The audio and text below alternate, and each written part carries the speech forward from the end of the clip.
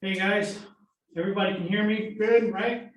All right, we're gonna go ahead and start getting started on this. So today we have Jim Krutsky, right? Correct, from NTN. He is our NTN rep.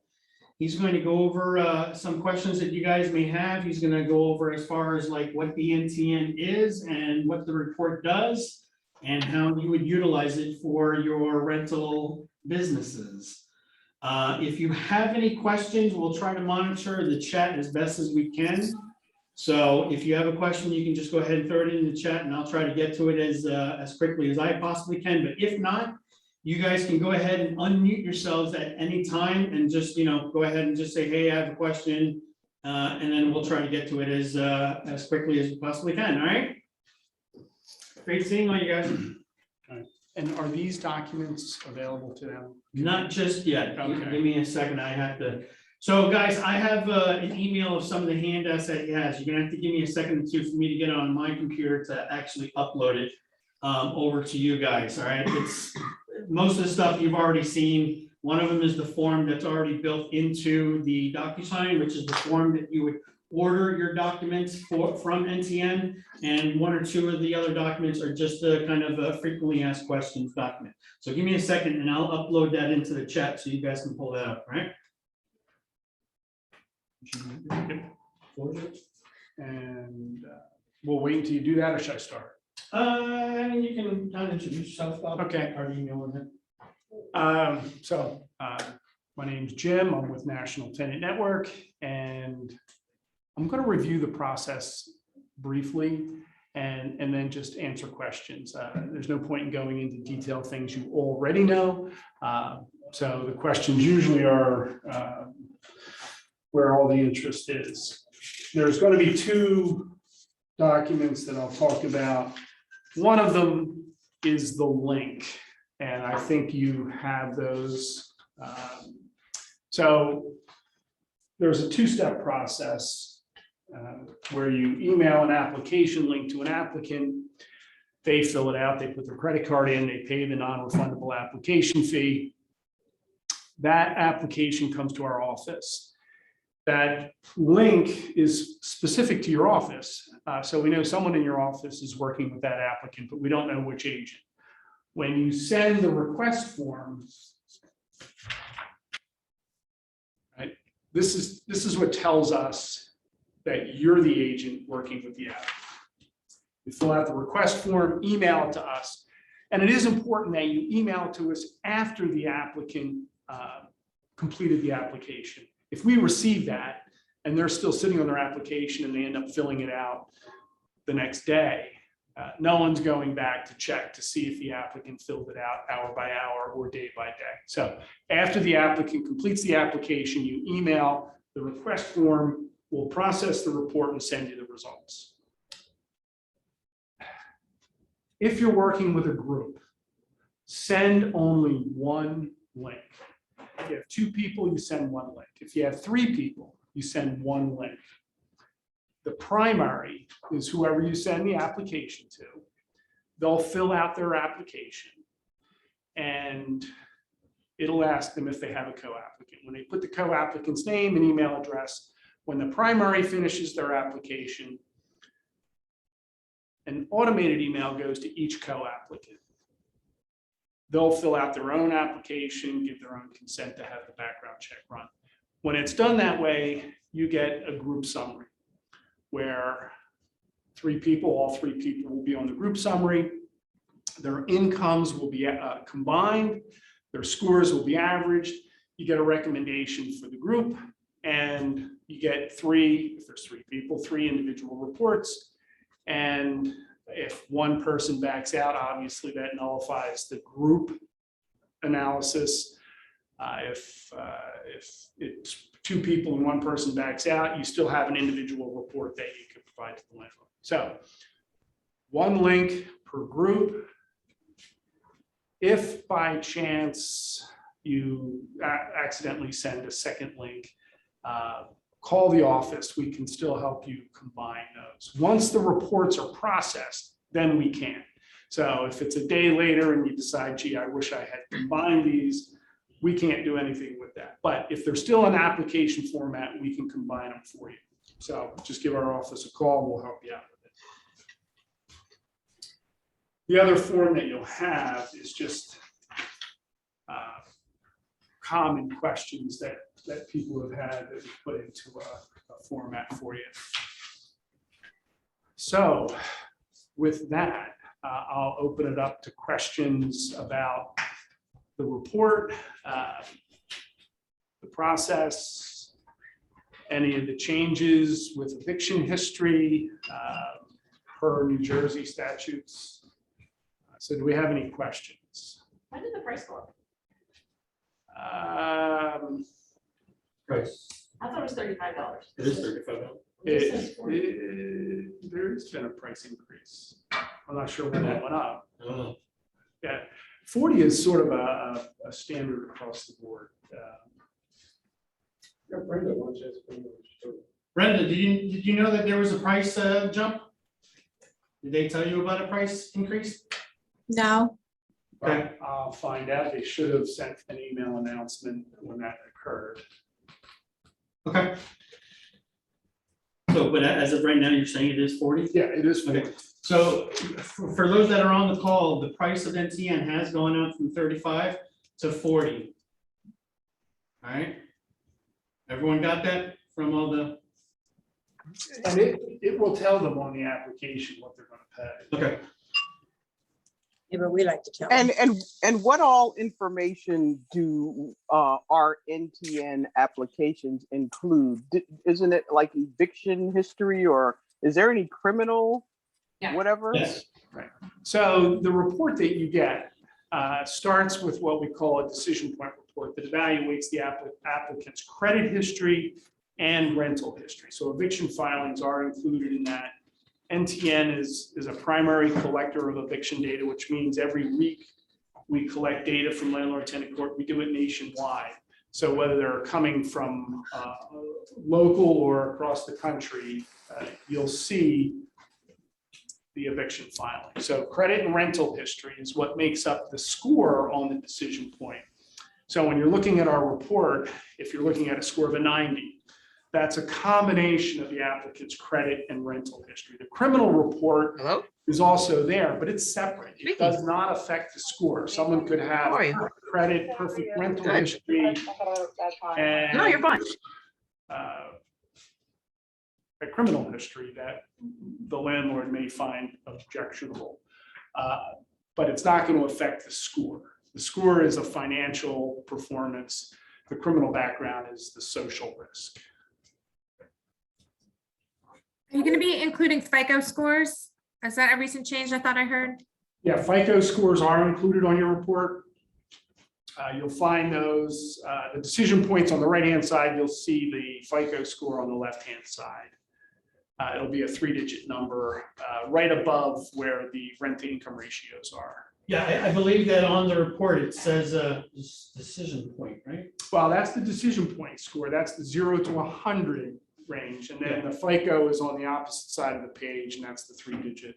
Yeah, and the way that the report or the score is pulled is the same way that a lender would pull those scores if they were being pre-qualified, the way it was explained to me. It is a FICO classic score. Yeah. It's like a credit score. Is it just one, or is it like 3?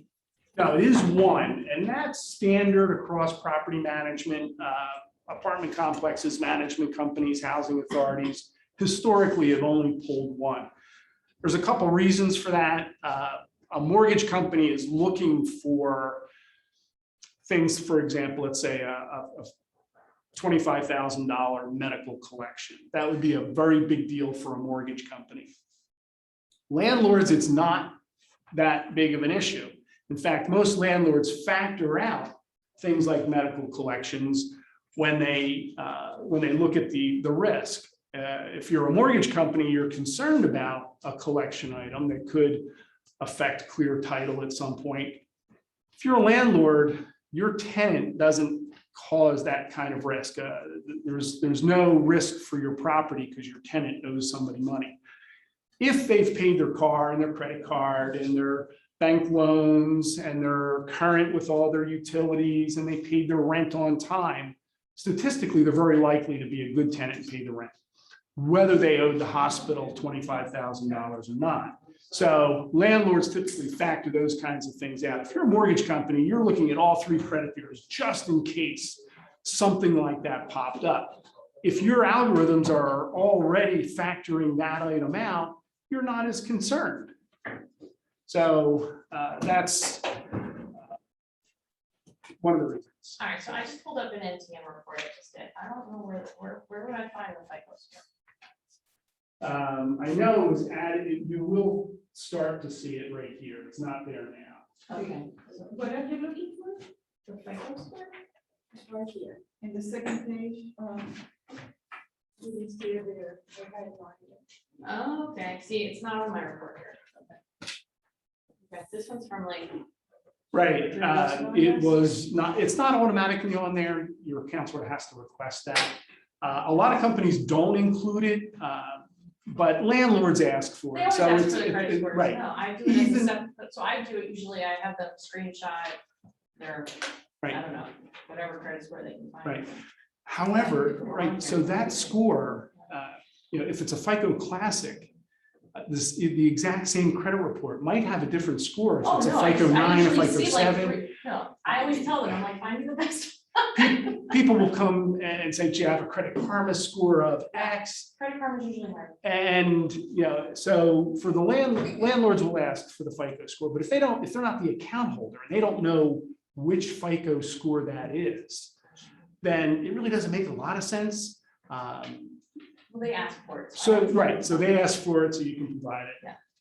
And if for some reason there doesn't appear to be a correlation between the FICO score and the decision point score, give us a call. We can help you explain it to the landlord. A lot of times it has to do with rental history.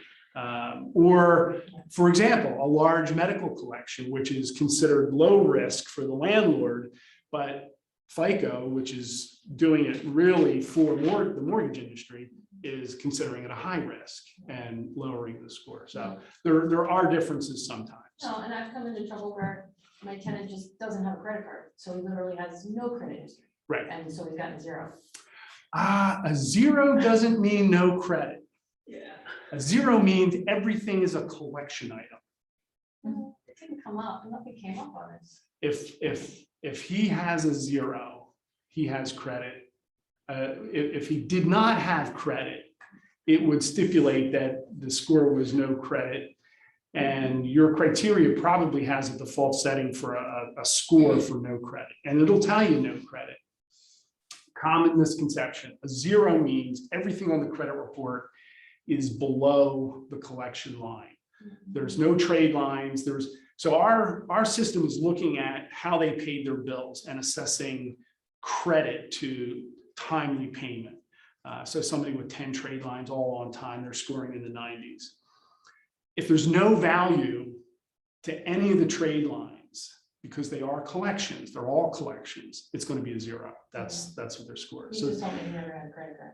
he may not Which I have, believed him. he may not have ever had a credit card, but that doesn't mean he doesn't have a credit report, and that doesn't mean Verizon doesn't have a collection item against them, or Or a car. a car repossession, Or utility company. or a utility company could have a collection item. Utilities don't report normally, or they don't report whether you make your payment on time, but they do report collections. I have a quick question. Sure. Hello? Yes. Oh, great. Hi, good afternoon. So you mentioned earlier about emailing a request form. Can you talk a little bit more about that? Because I don't think I was aware of that. I would just send the link over to the applicant and then kind of just touch base with my office, but I didn't realize there was another form to fill out. The form is going to be different between Market Center and Market Center, correct? That form you gave me is for which Market Center, Harris?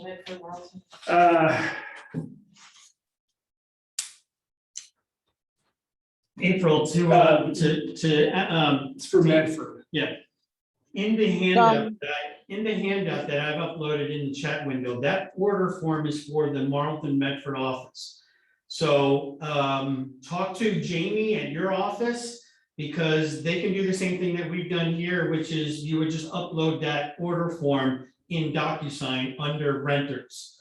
So it should be there. Speak to Jamie. She can email it to you. She can also direct you within DocuSign, but that order form to order the request of the report from NTN should be in your DocuSign for Cherry Hill. Awesome, thank you. Yep. So yeah, so that form is how you retrieve the report. Again, the link is office specific, it's not agent specific. So when you email someone an application link, it's connected to this office, but we don't know which agent to send that report to. When you fill out the form, you're putting your name, the applicant's name, and the rent amount on the form. And that way, when we process the report, it'll do an appropriate rent income ratio. And we'll be able to email it back to you. So two-step process, link goes to the applicant, one link per group, and the request form, after everyone in the group completes the application, the request form goes to NTN and we'll process the report for you.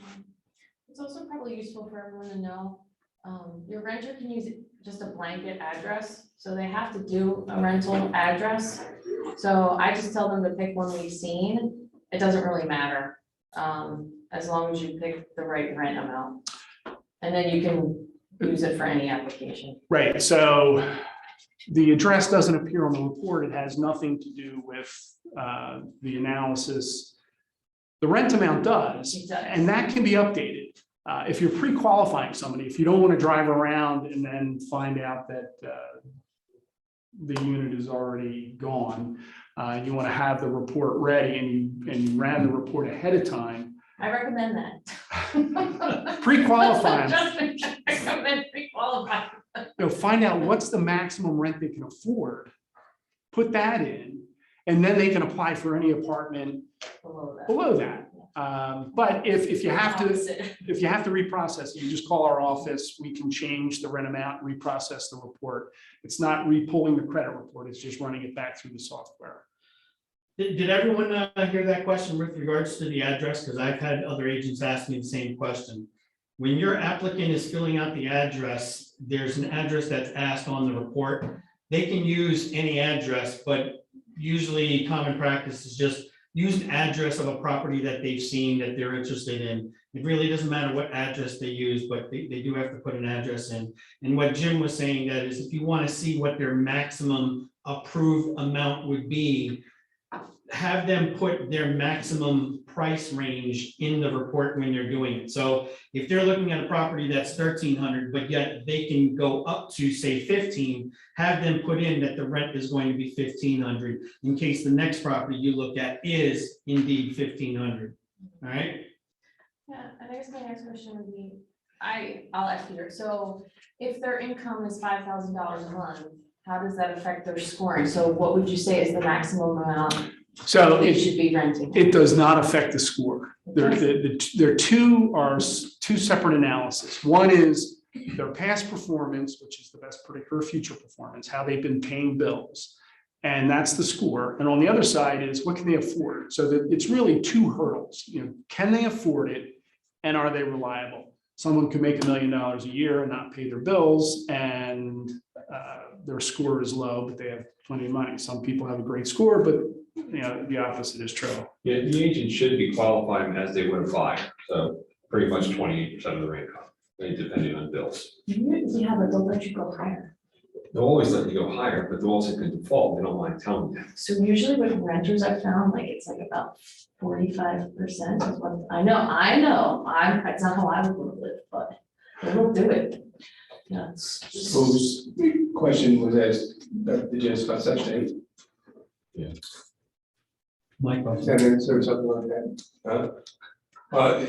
Section 8, guys, you usually get requests for them also. Right, sure. So on your request form, you can check off that it's a Section 8. What really that does is it deactivates the income analysis. And it's just looking at the performance. Are they a reliable individual? Any other questions?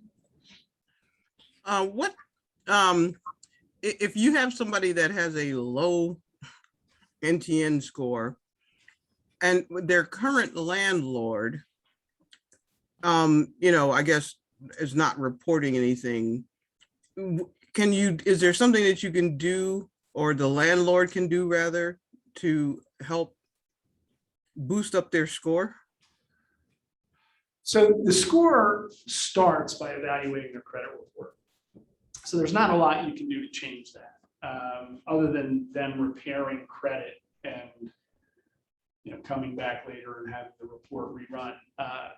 So ultimately, the landlord that you're running the report for is going to make the final decision. You're only providing data for them to consider. So if you have a low score, but a positive reference from a landlord, you can present it to the new landlord, and if they're content with that, they'll accept the applicant. At this point, because the market's pretty hot, landlords have their choice.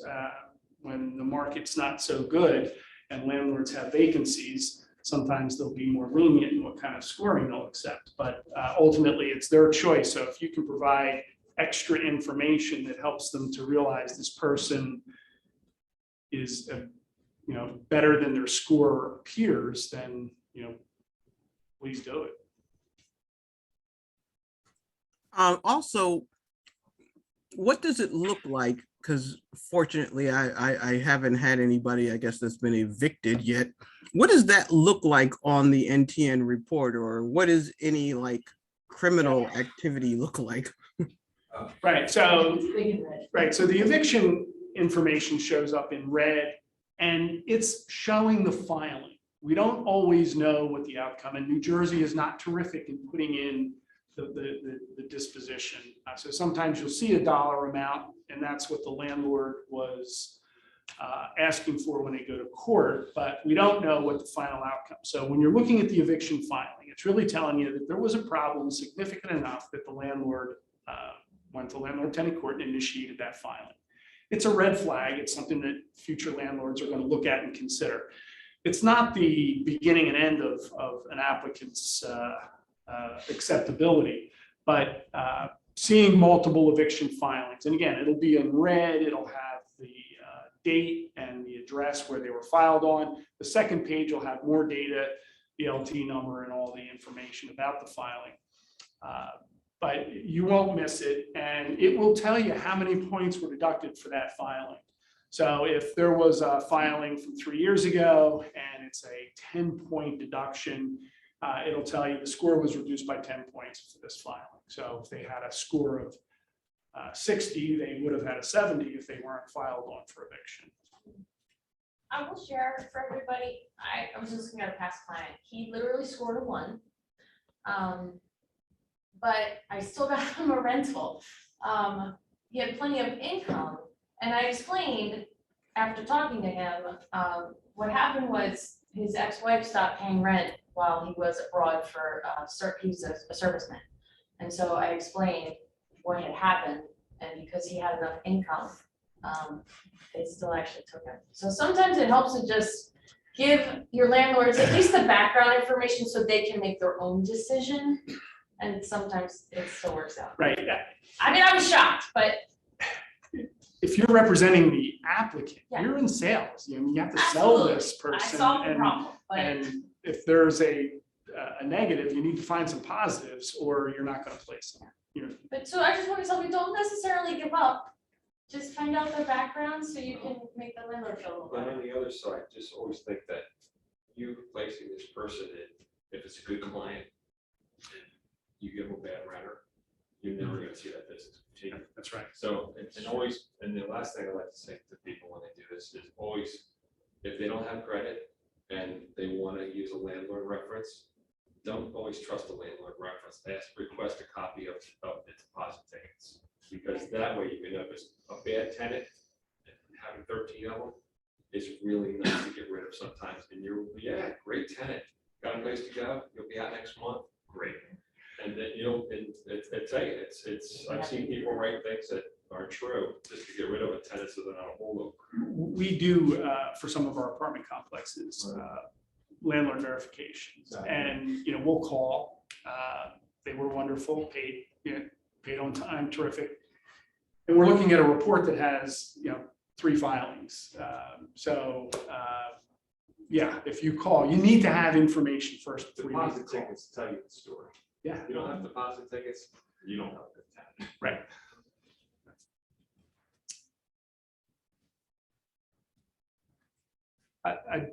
If it hasn't been asked, I might as well bring it up. There, eviction data, which is a very important piece of information for landlords. There's a now by New Jersey statute, a hole in the data. Eviction data can't be provided and it can't be used. So whether you get it directly from a landlord verification, or from a report, that information is not permitted by New Jersey state law. So it goes from March 2020 till August 31st, 21. So somebody who's filed on last week, which by the way is the most important file. Somebody who's out looking for an apartment right now, if that landlord has filed for eviction, the current landlord, the future landlord needs to know that. And moving forward, they're going to see it. But there is a hole in the data, and there's nothing anybody can do about it because it's the law. New Jersey has regulation. New York has a slew of restrictions. Philadelphia has different restrictions than the rest of Pennsylvania. So we are making our reports compliant so that your landlords and you don't have that issue, but you may want to make your landlords aware of that. Yeah. Jim had brought that up during our sales meeting last month, and it caught my attention because what exactly is the federal government asking the credit agencies to do when they go scrub these files so people make bad decisions? Right. Because realistically, at the end of the day, the tenant gets help, a landlord gets zip. Landlord's obligation, just like with any kind of disaster, whether it's tenant or due to weather, the obligation to pay the note is still there. Right. Bad tenant or no tenant, you still got to pay the mortgage. So now they want they're instructing you guys to scrub these files. So bad decisions are being made. Why is that happening? I mean, they're not doing it with HUD. They're not doing it with Fannie Mae. It seems like they want their good people there, but they don't want any scrub files in those areas, right? Well, I mean, there are restrictions for subsidized housing for the eviction data. Yeah. And any adverse, for example, if you called a landlord and they trashed the applicant, that's for that window. The behavior during that window is prohibited. And that's coming from the state of New Jersey. I know it's good. I mean, here's some great stories. Like, you don't see your rent, you don't see your utility reimbursement, but you got to make sure the air's on and you see a brand new boat in the driveway. It's all good, right? Yeah, it happens. It does happen. But look, we're all playing by the same rules. So, but you have you have a mandate. I guess there's a federal number attached to it that you are authorized and are given the ability to scrub these files with bad tenants. From our database, they still exist in the courts. Right. As far as I know, they're still there. You just can't access them. And if you did access the courts, you can't use that data. I mean, obviously, if somebody filed for So it's eviction, like kind of like they're under the pedophile protection. Yeah, I mean, it's it's unbelievable. yes, yeah. To everyone on Zoom, so the topic that's being brought up now is that because of COVID, there is a federal mandate. It's a state. It's a state mandate for the reporting. So for example, what happened was I had a client who had 2 evictions, but they weren't evictions, they were late filings from last year. One was in March and one was in August. And it showed the amount of the rent that was late. Because of this mandate for the state, her score was being negatively impacted by 45 points. So she was dropping down to about 35, 37 on her score. Because of this new mandate, that filing now does not count against her negatively. In fact, that she actually gets those points back as a positive. So if you have clients that ran into that issue come last year, you may want to consider having them rescored, because that is going to come back onto their score and not be negatively impacted. Does anyone have any questions about that? No, we're all good?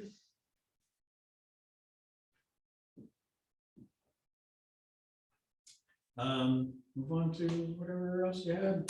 So I'll mention criminal background. That's the next thing that we expect to see regulations affecting. Right now, there's recommendations. They're not regulations, but HUD has recommendations, and a lot of people think this is going to apply to market properties in general.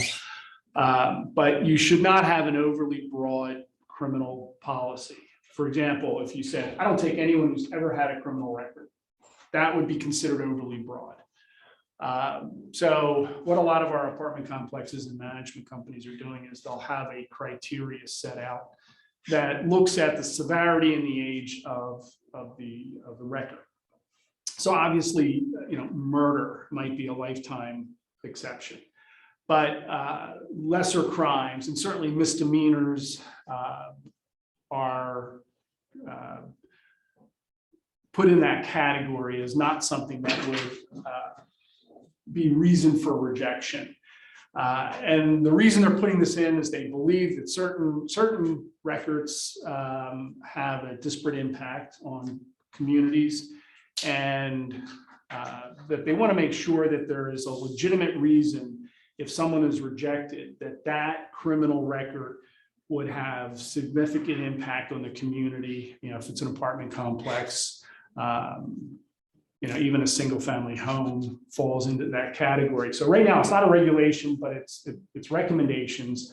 So if landlords ask, you want to be able to help them understand where future liability may come from in terms of criminal backgrounds, but it's still something that you can use today.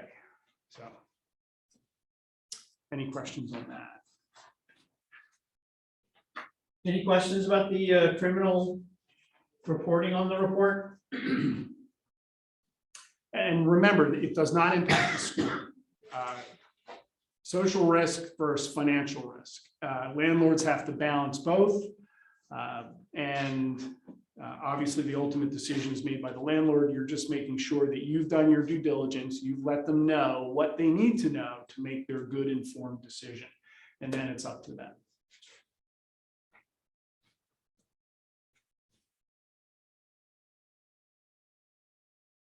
Anything else you want? We get questions, why NTN, why can't I give the credit report to the Yes. landlord? So has anyone ever had a client ask them for a copy of the report? Do you know what you are allowed to do as far as giving them a copy of that report? Yeah, I shared this one. Right, so a lot of landlords will ask for, now having the FICO score usually helps satisfy that question. What do you mean, no, I can't share this? No. With the client? No. Yeah. No, Yes, you can. yes, that you Well, can. Yes, they can absolutely you access. can. Right. So You Catherine can. told me that you're not allowed to because of the fact of certain security protocols. No, you are allowed The to. report, hold on, the report has to come by the request of the client back to NTN directly for a copy of the report, because you guys asked a certain amount of questions that Right. we do not ask. Right. And because of that privacy, we are not allowed to give that report. No, But you can we are review it. allowed. I'm sorry, You can review it, you can review, but you can't give a copy. right? So that's, and that is relatively new, but No, what you can do, you cannot provide the details of the report, but this is a Yes. summary of the report. There's nothing. Well, yeah, what I'm private looking here. at right now is you're showing me the report, so I'm thinking that's the full report. No, I'm not, I can't, my eyes are bad. I can't see across the room for right now. I'll get you clarification on that. But historically, This is the the summary report that we- you Yeah, he was provided. always told me, we are not allowed to give a copy of the report for security purposes and for identification purposes, because that has to come directly from you guys as the reporting agency. And the reason for that, James, was the fact that they didn't want these reports emailed around. Well, that's Because a of privacy acts on socials and things like that. So that was the aspect. Sure. That The was the reason social for it. is only the four last. Yeah, days it's that changed, you're which, recording. what happened before with applications, such as we still have in our files, you still need a social, even though it's not on that report, but you still need socials on applications, so you can make deposits and things like that for escrows. So, that report can be picked up upon request to have the client retrieve it themselves, so the Yeah. agent's not circling it. Absolutely, That's the- and that's that's the what I reason mean, I for want to it. make sure that everyone knows Yeah, that. that's important. Yeah, because Because- if we have agents giving out the report when they really shouldn't, Well, we don't want landlords thinking they're not entitled to a copy of the report, because they are. well, to the other brokerages and agencies, yeah, as I was explaining to, that's fine. But as far as giving it back to that individual person for privacy, So the applicant surprisingly is considered a third party to the report. Yeah. So we don't give a copy to the applicant. They are entitled, they get it from our website. There's a tab that says for consumer. So if they go to ntnonline.com and they go to the bottom, there's a for consumer tab, and there they'll have access to a consumer disclosure request form that they can fill out to get a copy of the report that was run on them. And there's a reinvestigation form if they believe something was not correct. And that will be investigated. If there was something, whether it's an eviction filing or something that is corrected, a new report would be issued. But and to touch on that, basically what you're saying is that if a tenant has an issue with something that's being filed on the report, they would have to contact NTN directly by the proper channels to make that request to change, to review whatever that discrepancy would be. right, so applicants don't. We're not giving the applicants a copy of the report, and so they're on record as requesting it. It's basically what it is. I have a question for you. So I just did one, and that's the reason why I have a question. The candidate had a 99.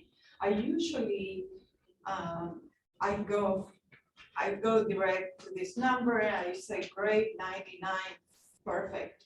But then it gets rejected for income. Right, Right? so their credit report indicates they pay everything on time. They are terrific. 7 years of impeccable credit history.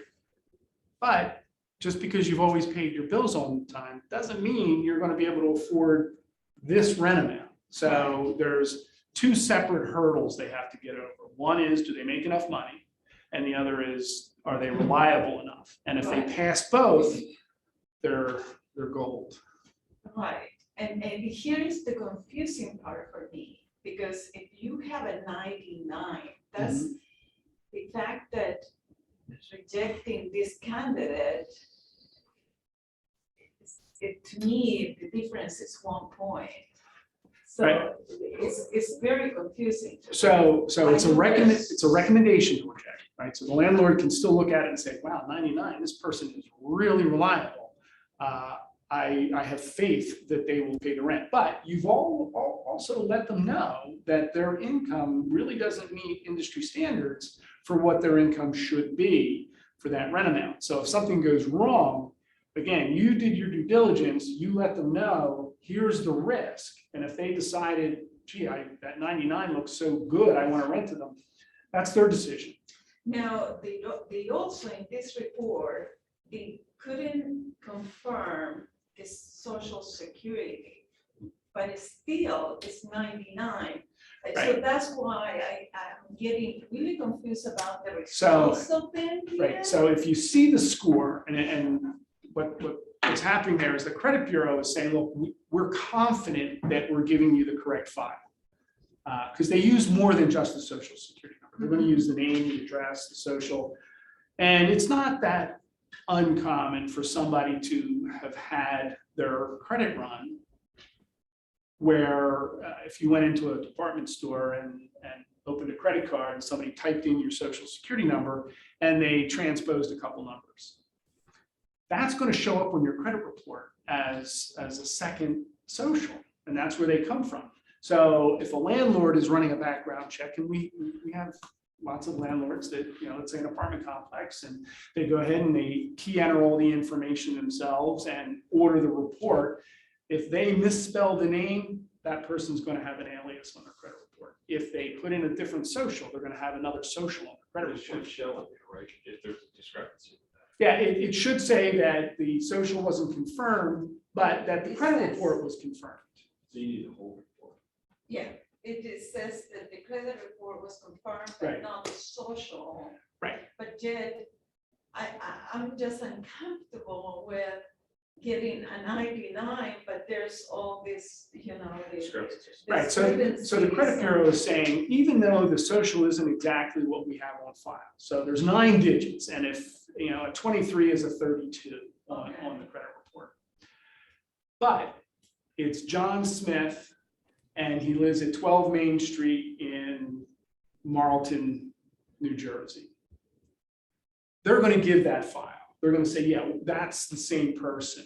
And they're going to add a new social to their credit report. And that's how those, yeah. So you can ask them to confirm their social security number.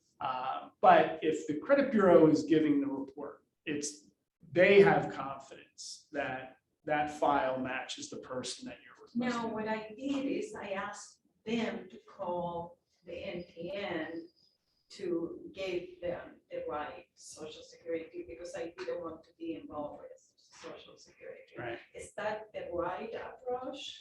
Yeah, although we can't change anything for them. Once it's entered, it's entered. Okay. Yeah. Worst case scenario, the report would have to be rerun. But when you see them giving you a result, it means the credit bureau is confident that there's enough matching data that they know it's the same person. Oh, there's many times the social matches, but the name it's the first time a new name is being used for that. And you still get the report because they use more than the social to match. There's other data points that they're looking at. And when the other data points match, now, if enough data points are not matching, they're going to kick it back and say, there's no credit file under that information. Now, when it comes to the income, that's income that they have from their employed job, right? But does that also calculate money that they could be getting from, say, child support or SSI money? Right, Is so that also factored into that? it too? is. It's asking for gross No. monthly income, and it'll ask for employment, and then it'll That's give from the them, applicant putting that information in. and then they'll have other options, for other income. So if they have investment income, alimony, they can list all that, and it'll be included as legitimate income. Okay. Any other questions?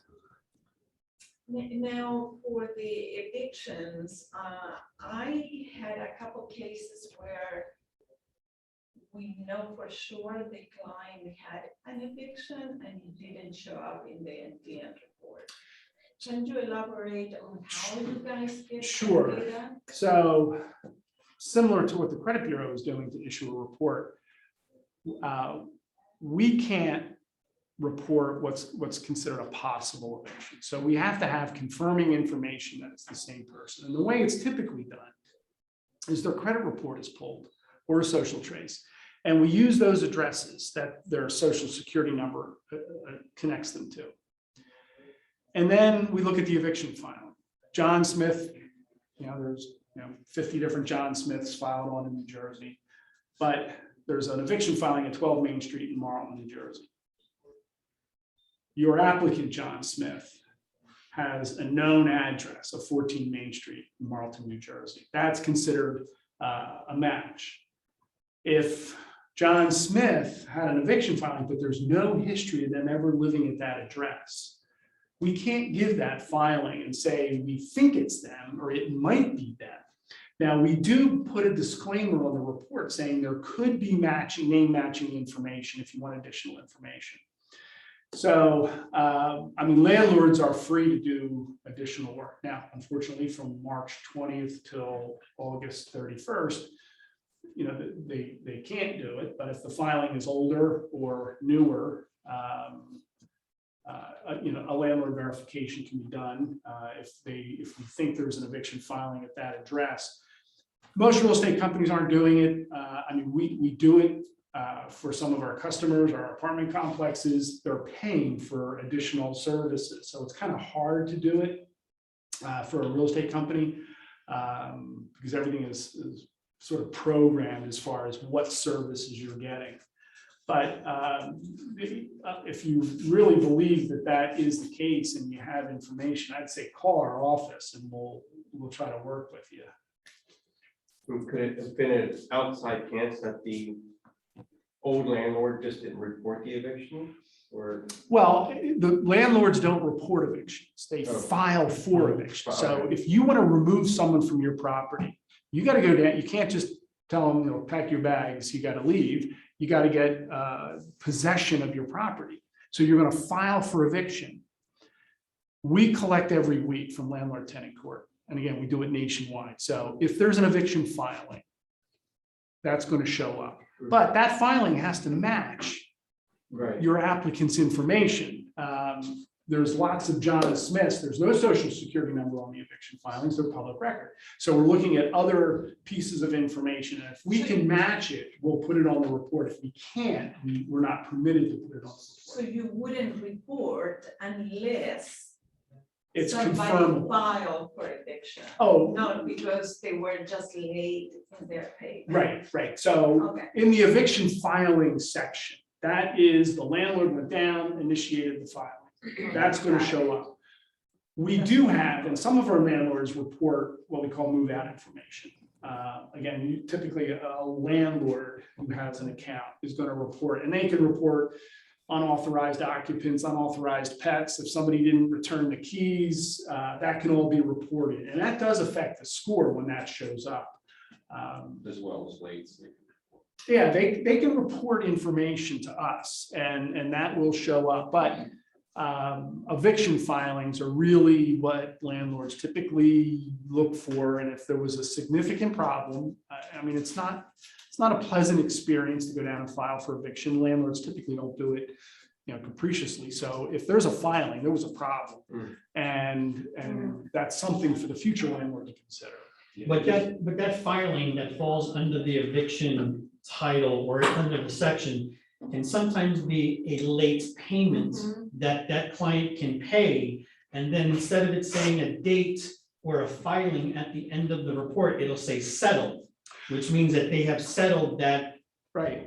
When we have that information, you know, it'll appear. And again, New Jersey not terrific at posting all that information.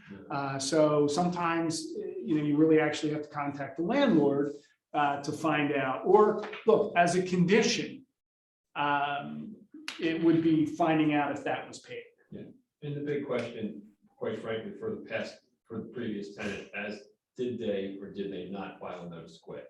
Because that is the first step before you go to eviction. Right. So, I mean, if they had filed a notice to quit, that's a yes or no. That meant that tenant or that landlord had enough of this. We're going forward with the eviction process. Right. So, and you either say yes or no, and you hear a yes, you kind of know what you have. Right. And again, the landlord makes the final decision, so you're just presenting this data and then you're out of it. Now, there is a rumor I heard that now people that didn't pay their bills will not be reported as paying their. Between March 20th and August 31st, nothing negative they did is reported or can be legally reported. That's a state thing. That's a state. And you're not permitted to. If you're a landlord, you're not allowed to use that information to make a decision. New York, So I can have a bit. Oh, it's worse. It is horrible. in New York, New York doesn't permit housing court filings to be considered in a rental decision. So you're not allowed to access the files, even if you knew that they were evicted. That can't be what your decision was based on. And as a So are landlord- we just talking about not paying your bills in general, or not? You can't put eviction filings. It's evictions. We're talking about negative, it's any negative information about the rental. So a landlord cannot report, and a future landlord cannot use derogatory information about someone between March 20th or March of 2020 and August 31st of 2021. So you're really looking at old information. Now, thankfully, this is post August 31st, which means, and the most important eviction filing is what's going on right now. If somebody's filling out your application and they paid last month's rent, they're a significantly lower risk than someone who did not pay last month's rent. So as we move forward, that hole obviously is always going to be an issue for landlords. It certainly would be for me. So it's March 20 or March? March of 21st? 2020. You just had your COVID, the whole COVID. thing. March Yeah. 20. 2020, 2020 18 to. Yeah. March 2020 to August 2021. Every landlord will know if I they sold count my it. duplex in good time. Yeah, so, but moving forward, we're moving past this. And again, the most telling information is the most recent information. So, as we move along, we start to get back to normal. Is Hopefully. this for New Jersey and Pennsylvania? It's for New Jersey, and Philadelphia has different regulations. City of Philadelphia follows us, but outside areas do not. Do not, right. So, Val, did that answer your question? No, I was going to talk about something different. What are you asking then? Well, it wasn't until I had a client who's actually works in cybersecurity and was very, very, very sensitive about personal information being transmitted, that I realized the purpose of what you guys do. When you send the NTN report, you're sending a link to a website, and then you're sending in a separate email the password.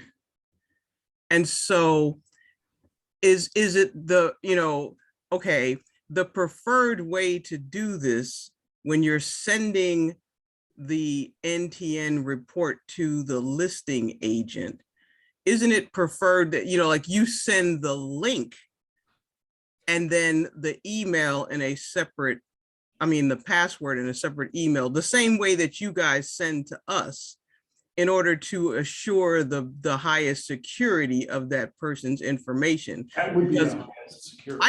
I got a lot of kickback from agents who refuse to accept it that way.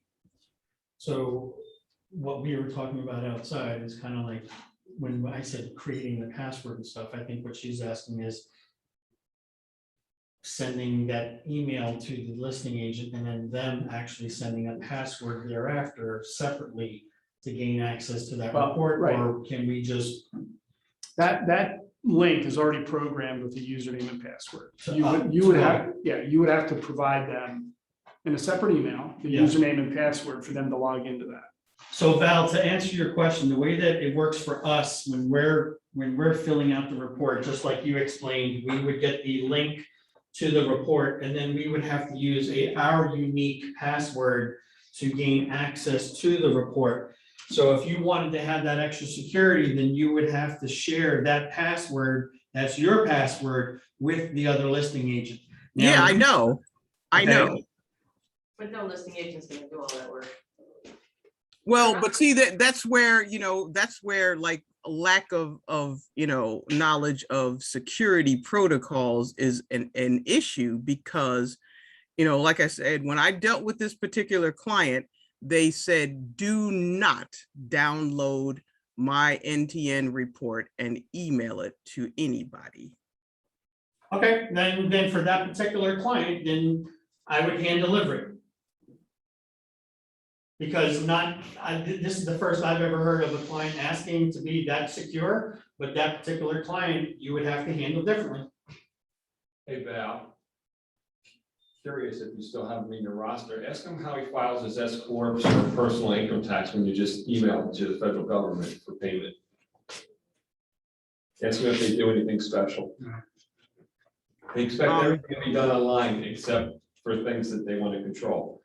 You can't, you're gonna have to get this information to a client. They're gonna need to make a decision. So somehow or another, we're gonna have to do it. I think NTN's doing a great job, at least putting another layer in this protection. Right. Well, once again, by downloading the report and then emailing it to somebody, that just blows all the security out of the water. Well, you have to, how do you file your taxes? You gotta download them and send them to the federal government. You don't think that's secure, do you? This particular person probably just prints out her stuff and takes it to her accountant. And then the accountant sends it and a download to the federal government. Once again, I don't get into all of that. I'm just saying how it works. I'm not giving you, not making an argument. Yeah, Maybe the accountant's taking it to Washington. Maybe that's how they're So doing it. the NTN report is. Sell them a house instead. You can send it via encrypted email. That's what the title company does. To the federal government? No, to the client. Oh. Yeah, if that's if you can do that, sure, absolutely. You can encrypt it if you want to. You can do it yourself. So if I want to encrypt In fact, an email to a client, I can do it. Teddy actually brings up a great point. If you wanted to, you could send it via DocuSign and you can give them a unique passcode to gain access to the document via DocuSign. You can do that in a zip form or DocuSign, that loop, or any of those tools that have encrypted security. Yeah, I would do it via DocuSign via the unique password. That's how I do all the contracts, all the addendums, all the document I want to share with my clients. All right, That's always happened. Yeah, that's good work. is that all right, Val? Yeah, I heard. Thanks. Great. Any other questions from online? Did everyone understand everything that was kind of discussed with regards to how to read the eviction part of the report? Sometimes those things fall under the evictions, but they're not necessarily evictions, they're late payments. So understanding how to read what those filings are is really important, especially if you're on the tenant side, when you're explaining that to the listing side. James, going back to what Valerie said, I think that I get what she is saying is that NTN should send those. Well, they do have a password, yeah, I'll forget it. Never mind. Never mind, It's there. yeah. Anything to finalize? That's all I have, okay? I have a question. I'm sorry, this is Ron English. I just jumped on this kind of real late. The NTN report, we've used it. The NTN report, we've gotten a score of a 0, I mean, not 0, but a 1 once. And also, how come there's a real big difference of every real estate company won't accept the NTN from one company to another? Aren't they pretty much asking for the same information that each broker is pretty much asking for the same information for their clients? Ron, this is James. So on the recording, just so we don't go back through it again, you'll be sent the recording. On the recording, we actually talk about why you'll see a report that has a 0 or a 1. So rewatch the recording and we'll get to that part of your question. To the question of how different brokerages look at the report, every brokerage, when they sign up with NTN, has a different set of parameters that they choose when they run the report. For us, the way that we have it set up with KW, with NTN, we pull credit score, we pull the eviction reporting, and we pull criminal background checks. So that's everything that we report on well, that's all the stuff that we request on the report by NTN, correct? Right. Yes, so that's what you're getting. What another brokerage does, they're probably paying a cheaper amount to NTN because they're not getting all of that information. And that's just a billing thing between the companies. But the new report's a lot different than the old report. The old report didn't grade it with a number. And the number is what most people want to reflect. For the credit score, NTN has added that for us. I know. Yeah.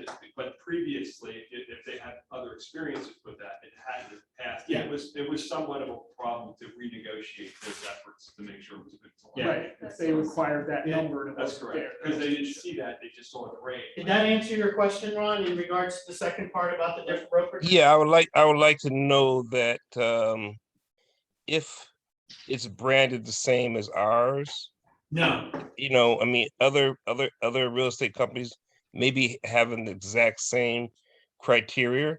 We don't know that. And I have to ask the agent, will they accept our NTN? Rather than have my client do 3-4 different NTNs for different properties they're trying to look for. so So- with regards to that, if you're dealing with another listing agent, unless Mike corrects me if I'm wrong, it's their playground, their rules. So if they want that, then you have to give it to them. However, if you are getting the report from another KW agent out of the Morristown, Marlton, Medford offices, you can rest assured that this is what we are requesting for those reports.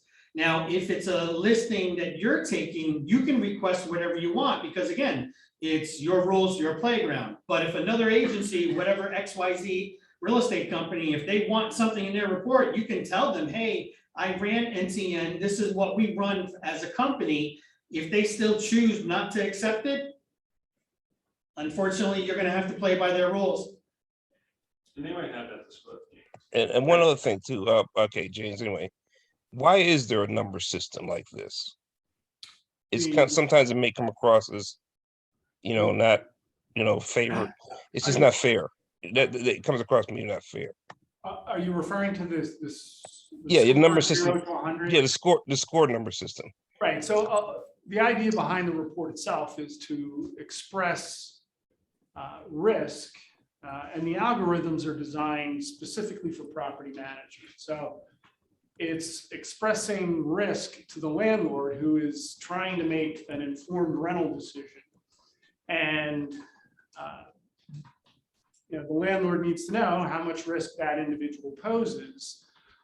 If you represent the applicant, and it's a good score, it helps. If it's a low score, it certainly does not help.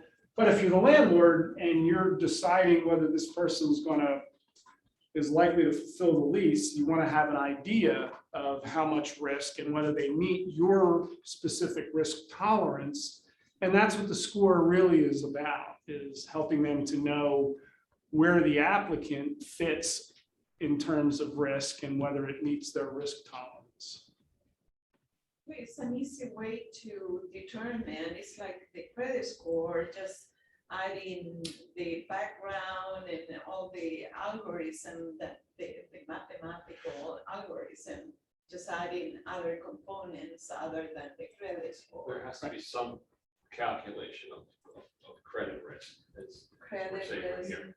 You're not buying a car, you're not renting a house, you're not buying a house without somebody evaluating Right. credit. Right. If you don't have credit, it's a hard thing to go find. Right, and it is a combination, by the way, when landlords put emphasis on that FICO score, they're really making a mistake. The decision point score is combining both credit and rental history. Someone could score 800 on their FICO score, and if they've been evicted twice, they pay all their bills, but they know the landlord doesn't affect their credit report. So is that a lot of people know, but we see those situations. So the decision point score tells a landlord how much risk they pose. And then the landlord can make a good informed decision. Before you guys jump off, unless you guys have any other questions, October 7th at 1:30, we have Lori Greenberg coming in. She's going to give us an updated review of the new tenant laws. So that's going to be landlord and tenant law class, October 7th, here at the Marlton office. So if you have questions about your landlords or questions about evicting tenants and stuff like that, please come. You're going to hear it straight from the horse's mouth in regards to what the rules and laws are with, and what they've been updated on that. If there are no further questions, thank you guys for coming. Thank you, Jim, for being Thank you. here and coming in. And thank you, everybody. Thank you, Jan. Thank you. Thank you.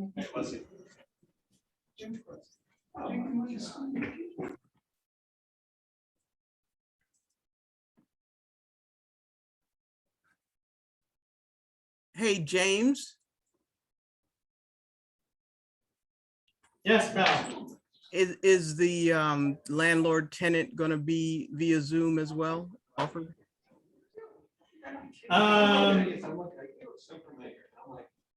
Yeah, we'll let you know. I gotta talk to Lori about that. Okay, sure. I don't think that she will be against it. So, but if she's all right with it, I'll confirm with her, but, yeah, it more than likely, it probably we'll have a link for that. All righty, cool, thanks. Yeah, the only thing I ask of you is if you do have any particular questions with regards to that, email them to me beforehand, so then I can email it to her, so at least she can kind of be prepared for those questions. All Okie dokie. right? Thank you. Thanks for coming in. Nice seeing you, James. Hey, Ron, get the recording from Jamie, because in that recording, we talk about why someone scores a 0 and or a 1, all right?